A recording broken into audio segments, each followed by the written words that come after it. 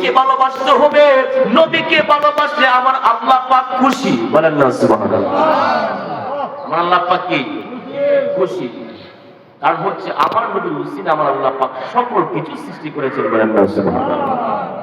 আপনারা সবাই বলেন, এই পৃথিবীর মানে যত নবী রাসূল এসেছেন, কোন নবী রাসূল আমার আল্লাহকে দেখে নাই, কিন্তু আমার নবীকে আমার আল্লাহ পাক পৃথিবীর ময়দানে মুসা আলাইহিস সালাম অনেক চেষ্টা করেছেন, অনেক আরজি করেছেন, অনেক অ্যাপ্লিকেশন করেছেন, আল্লাহ আমাকে একটু দেখা দেন, আমি আপনাকে দেখতে চাই।